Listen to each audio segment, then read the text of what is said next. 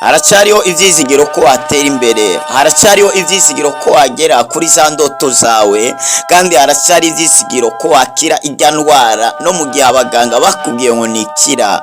Haracyari ibyizigiro ko ubuzima bwawe bwabashaga guhinduka, haracyariho ibyizigiro ku igiti cyatemwe ko cyumvise imvura cyasubira kunaga, haracyari ibyizigiro ujya muryango abandi baciyemo ko nawe wawucamwo, haracyari ibyizigiro k'ibyo abandi bagezemwo nawe wabasha kubigeramo, haracyari ibyizigiro ko nawe wakora mariage, haracyari ibyizigiro ko wabyara ukosa ugaheka nk'abandi, haracyari ibyizigiro ko waba miliyonere, waba miliyarderi. Imana yacu twakurikiye ni Imana itarobanura ku butoni, ariko ni Imana ikura hasi igashyira hejuru, ni Imana irema ibitariho bikabashaga kubaho. Haracyari ibyizigiro ko nawe ubuzima bwawe bwabashaga guhinduka, haracyari ibyizigiro ko abatakwemera uno munsi ariko ejo babasha kukwemera. Wewe kora, wewe senga, ntiwite ku magambo y'abantu, kuko amagambo y'abantu azaguca intege, ariko uhagarare ku cyo umwami yavuganye nawe.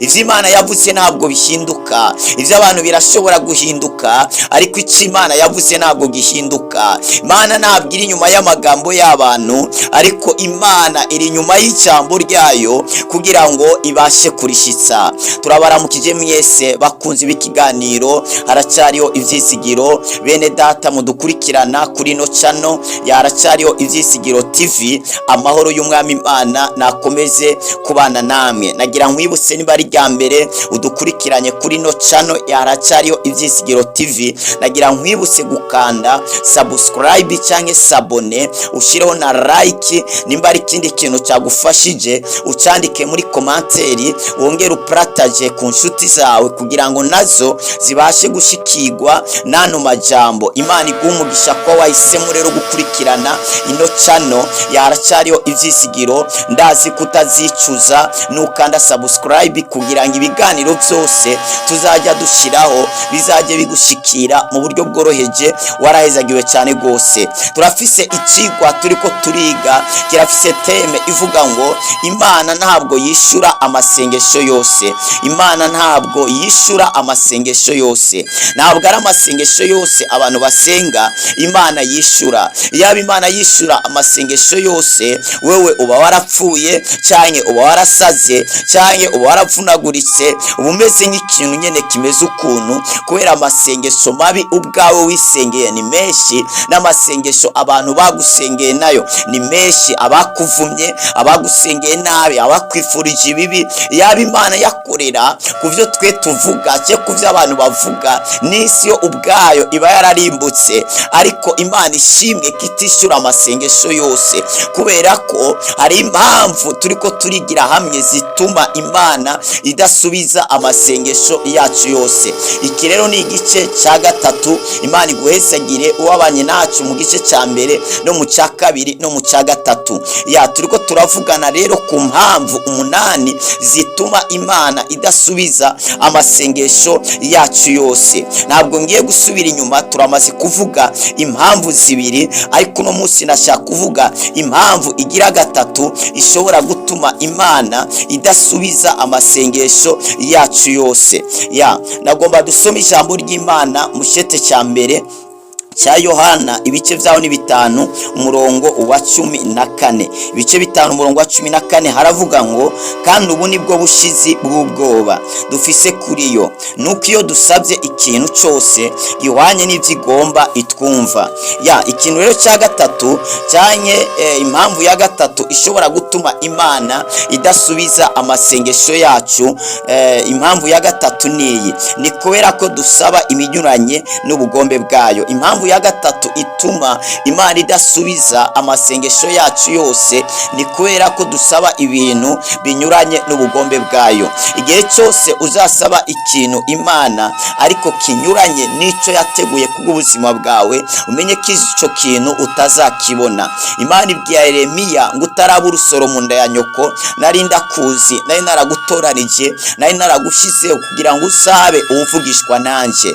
Birumvikana ko Imana idakora itoranya umuntu iyo akuze cyangwa iyo avutse, ahubwo Imana itoranya umuntu ataravuka. Niyo mpamvu ivyo Imana yagutoranirije nta muntu n'umwe yashobora kubihagarika, yaba Satani, baba abavyeyi bawe, baba abantu bakuzungurutse, kiretse wowe ubwawe. Igihe wase kugendera mu mugambi w'Imana, niyo ushobora kwangiza pra y'Imana ku buzima bwawe, ariko nta muntu n'umwe yashobora kuyangiza.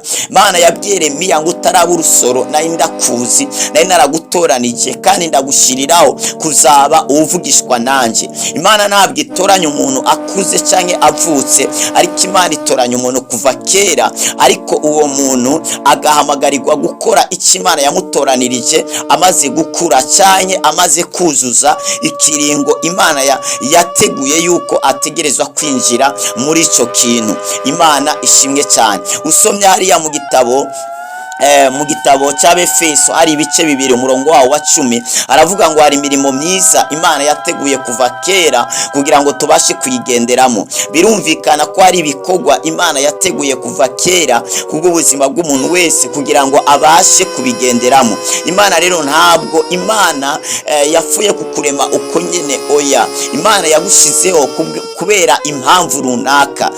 Rero buri muntu wese azoramba bimbatanye n'ivyo Imana yamushiriyeho. Yesu yamaze imyaka 33, ariko nashaka kubwira ko misiyo yiwe cyangwa igikorwa ciwe yagikoze mu myaka 3. Ni nayo myaka yatoranijemo intumwa, akaba ari nazo yasize kugira ngo zibandanye igikorwa zikwiza ubutumwa bwiza mu mpande zine z'isi, atageze kugira ngo zo zibashe kuhagera. Nagomba kukubwira ko Yesu igikorwa cye yacujuje muri iyo myaka 33. Kuramba muri ino si ntacyo bimaze, ahubwo igikomeye ni ukurambira mu cy'Imana yagushiriyeho. Ko hari abantu bazapfa ariko badakoze ivy'Imana yashiriyeho ubuzima bwabo, kubera abantu barafise itama, abantu barafise ibyifuzo, kutabumbwa n'ivyo bafise, bakumva bashaka kugera aho naka yageze. Ariko wewe ntabwo uri naka, wewe ni wewe, naka ni naka. Kandi igihe cyose uzashaka kuba ubuzima bw'abandi, uzamenye kuzatakaza ubuzima bwawe. Hari n'igihe wibaza ko ivy'abandi ari vyo vyiza gusumba ivyawe, ahubwo ugasanga ivyawe nivyo vyiza gusumba ivy'abandi. Kubera kubisuzugura, kubikengera no kutabikoresha, guma wibaza ngo biri hasi y'ivy'abandi, kumbe ugasanga ahubwo ivyawe biri hejuru y'ivy'abandi. Ni wige gukunda ukumeze, ukuteye, wige gukunda ivyo uzi n'ivyo ushoboye, kandi wige no gukora ivyo ushoboye, kubera ivyo ushoboye birashobora kukugeza ku bintu bikomeye cyane. Aha rero Yohana ariko aratubwira ko Imana ishobora kumva igihe cyose dusabye. Atubwiye ngo kandi ubu nibwo bushizi bw'ubwoba dufise kuri yo. Aravuga ati uku niko gushikama, kugira umutima ushikamye atabwoba ufise imbere yayo, ngo nuko iyo dusabye ikintu cyose ariko gihwanye n'ivyigomba iratwumva. Mwumve kano kantu, niyo dusabye ikintu icyari cyo cyose ariko gihwanye n'ivyo Imana igomba iratwumva. Bisigura ngo si igihe cyose uzaba uri kuravuga Imana izaba iriko yumva, oya. Ariko Imana yumva igihe uri kuravuga ikintu gihwanye n'ivyo Imana igomba. Ivyo Imana igomba none bimeze bite? Tuzabivugana mu kigwa gikurikira. Ariko kimwe mu bintu Imana igomba, iragomba ko abantu bose bakizwa bagashika ku kumenya ukuri kose. Igihe cyose rero utaramenya ukuri, utaramenya ubugombe bw'Imana, utaramenya ukuri ku matanye n'ubuzima bwawe, umenye ivyo uzasaba ntabwo bizagirane, ntabwo bizambara umubiri, ntabwo uzabihabwa. Birivuga ngo abantu b'Imana bishwe no kutamenya. Abantu benshi baritotombera Imana kubera itabishuye amasengesho yabo, ariko Imana kubitayishuye sibibaze ngo irakwanga. Imana iragukunda, nuko yabonye bijya bintu ko bishobora kugirane, bishobora gutembesha ubuzima bwawe mbere bukarangirira ahantu habi. Ari ibintu ushobora gusaba Imana ikabikwima atari uko ikwase, ahubwo ari kubera ko yase ko ivyo bintu bishobora kukumerera nabi. Imana niyaguha miliyoni 100 mu gihe ata projet urategura miliyoni 100, kandi Imana niyaguha ibintu bizakwica, bizagushira kure yayo. Imana izaguha ibintu ariko bizakugumiza kuri yo, bizakugumiza imbere yayo. Waba ukeneye gusaba ikintu ugihabwe, manza wige umenye ubugombe bw'Imana. Imana ntabwo ishaka kuguha ibintu bizagutera ubwibone no kwishyira hejuru no guhonyora abandi. Imana yaguhaye ibihumbi 100 uri kurahonyora abandi. Imana yaguhaye miliyoni zingahe utangira kwibona ko ukomeye gusumba abandi, none Imana ubona niguha miliyari utazahava wica abantu. Erega Imana iranatestinga kugira ngo iguhe ibintu byinshi. Imana ibanza kugutesta, iragupima ikareba si uyu muntu nindamuha biriya bintu ariko aransaba azashobora kubizigama, mbega azangumaho cyanye azaca amvako. Kandi Imana nishaka kuguha ibintu bizagutakaza, ahubwo igomba kuguha ibintu bizagukomeza, kandi igomba kuguha ibintu bimatanye n'ubushake bwayo, bimatanye n'ibyo yateguye kubw'ubuzima bwawe. Iyindi mpanuro niyi: nusengera ikintu igihe kirekire ukabona ntabwo kiriko kirahinduka, nta nyishu uri kurakibonera mu buryo bwihuse, icyo kintu uzakiveho.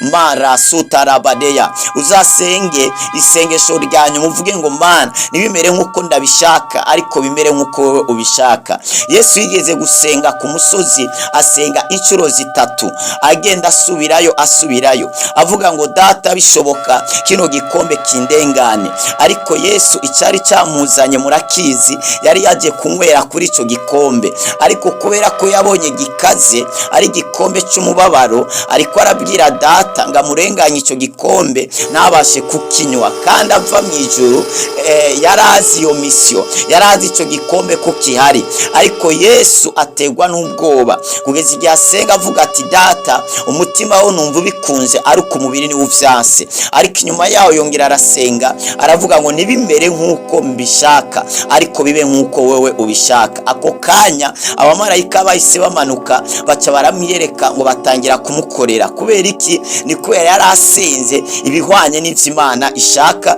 ibihwanye n'ivy'Imana yamurungikiye hano ku isi. Igihe cyose uzasenga ibihwanye n'ivy'Imana yagushiriyeho, abamarayika bazotibagurika bazanye inyishu zimataye n'ubuzima bwawe, bazagukorera. Ntabwo icyo kintu kizatinda kuba mu ngiro, kizatinda gusohora ku buzima bwawe. Nusaba ikintu gihwanye n'ivy'Imana igomba kizasohora vuba. Ariko impamvu tudasubizwa iki kintu cya gatatu ni kubera ko dusaba ibintu binyuranye n'ubugombe bwayo. Turasigaje ibintu bishika kuri 4, nabyo ntuzabitangwe. Ni byiza ko ukanda subscribe nimba uri umushyitsi kuri no channel ya Haracyariho Ibyizigiro TV. Nagomba nkwibutse gukanda subscribe cyangwa sabone, nongere nkwibutse gusangiza abandi. Imana iguhezagire cyane kandi warahezagiwe. Nkwifurije gusenga ibihwanye n'ivy'Imana igomba, nkwifurije kwishurwa n'Imana, ariko Imana ikwishure ibihwanye n'ibyo yateguye kubw'ubuzima bwawe.